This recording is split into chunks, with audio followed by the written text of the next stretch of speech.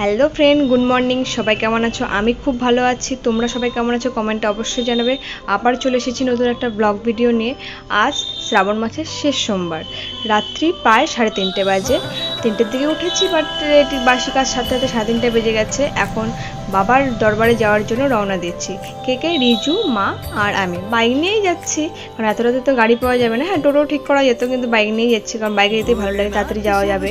আবার তাড়াতাড়ি ওখানে রাত্রি না পৌঁছলে তো ওখানে ভিড় হয়ে যাবে, মানে লাইন অনেক পড়ে যাবে। আর এইদিকে দেখো, রাত্রি প্রায় 3:30-4 বাজে, তখনও লোক কেমন হেঁটে হেঁটে যাচ্ছে। সত্যি এরাই যাচ্ছে, আর আমরা তো বাইকে করে গাড়ি করে আরামে যাচ্ছি। কি আর করা যাবে বলো, সেই সৌভাগ্য এখনো হয়নি যে যাব।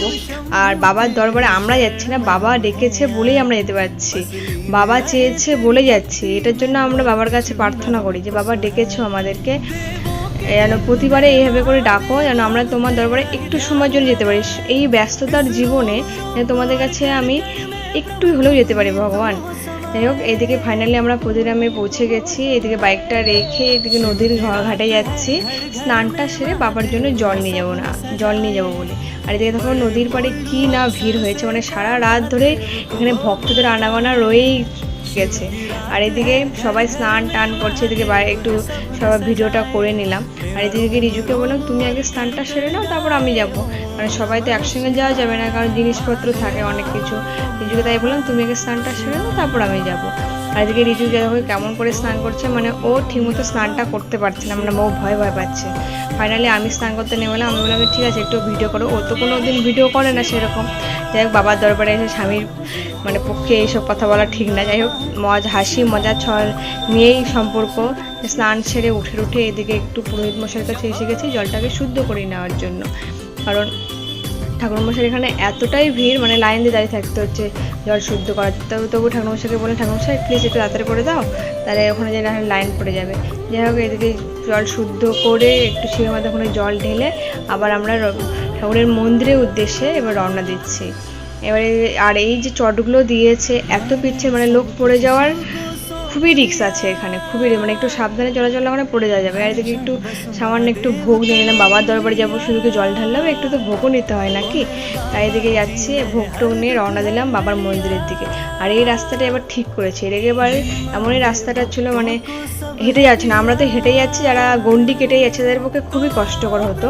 যাই হোক, এবার রাস্তাটা ঠিক করেছে। আর এদিকে দেখো ছেলেদের লাইন ঠিক কতটা বড়, রাত্রি প্রায় 4:30 4:30 বাজে, লাইন কতটা বড় রয়েছে। যাই হোক, এদিকে লাইনে দাঁড়িয়ে থাকতে থাকতে আমরা মন্দিরের ভিতরে ঢুকে গেছি।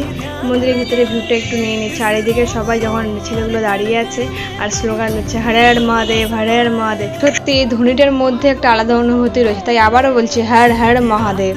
ফাইনালি এদিকে মন্দিরের কাছাকাছি এসে গেছে। এখন ফাইনালি আমরা ঠাকুর যেখানে রয়েছে সেই ভেতরে আমরা ঢুকবো, মানে এতক্ষণের অপেক্ষার অবসান। সত্যি এখানে ঢুকলে একটা আলাদা একটা অনুভূতি, মানে আমি এখানে ঢুকে ঠাকুরকে দেখবো না, ঠাকুরকে জল দেবো না, ঠাকুরকে স্পর্শ করব না, ঠাকুরের ভিডিও করব, আমি সত্যি বুঝতে পারছিলাম না। আমার একটা আলাদাই অনুভূতি হচ্ছিল, মানে শুধু মোবাইলটা অন আছে বলেই ভিডিওটা ক্যামেরা হয়েছে, না হলে কি জানি আমি নিজে জানি না কী করে ক্যামেরাটা হয়েছে, আমার একটা আলাদা অনুভূতি হচ্ছিলো। আর এদিকে মন্দিরের বাইরে বেরিয়ে বাকি যে ঠাকুরগুলো রয়েছে ওদেরকে একটু ফুল বেলপাতা দিয়ে দিচ্ছিলাম। আর এদিকে দেখো সবাই কেন জানি না এইখানেও এসে জলগুলো ঢালছে, বুঝতে পারছি না কারণ সব ফুল বেলপাতা ধূপকাঠি এগুলো দেখিয়ে দেখি যে জলগুলো ঢালছে, এগুলো তো অ্যাট লাস্ট এসে আমাদের পায়েই ঠেকছে। ঠাকুরের উদ্দেশ্য তো দেওয়া হচ্ছে, যাতে অ্যাট লাস্ট আমাদেরই ক্ষতি, তাই না? তাই বলবো সবাই যেন জলটা একটু অ্যাভয়েড করলে ভালো হয়। ফুল বেলপাতা ধূপকাঠি এগুলো দেখাক না কেন। আর এদিকে আমি একটু ধূপকাঠি চারিদিকে দেখিয়ে দিচ্ছি, একটু ফুল বেলপাতা প্রথমে দিলাম, একসঙ্গে সব কিছু দেওয়া যায় না, সেজন্য ধূপকাঠি দেওয়া শেষ করে তারপরে এই ধূপকাঠি এদিকে দেখিয়ে দিচ্ছি। আর প্রতিদিন বাবা ধামে সেরকম আসা হয় না, বছরের এই একটা দিনই আসা হয়, সেজন্য চারিদিকটা একটু ঘুরে ঘুরে দেখে নিলাম। আর এইদিকে বাবাকে প্রার্থনা করছে, বাবা যেন এবারের মতো যেন আসছে বছর আবার আসতে পারে, তুমি ডেকো আমাদেরকে, এই অধম সন্তানকে তুমি ডেকো, আমরা তো কিছুই করতে পারি না, শুধুমাত্র বছরের একটা দিন তোমাকে সেবা করতে যাই। যাই হোক, এইদিকে ধূপকাঠি দিয়ে প্রসাদ নিয়ে মন্দির থেকে বেরিয়ে গেলাম। আর এইদিকে দেখো যারা যারা আমরা যাই তাদেরকে অনেকে কলা পাউরুটি এগুলো দান করে, দেখো অনেকে না খেয়ে এগুলো রাস্তার মধ্যে ফেলেছে। তোমরা যেমন খাবে না, তোমরা কেন নিচ্ছ? অনেকের এটা একবেলার পেট ভরা খাবার, তোমরা প্লিজ এটা করো না।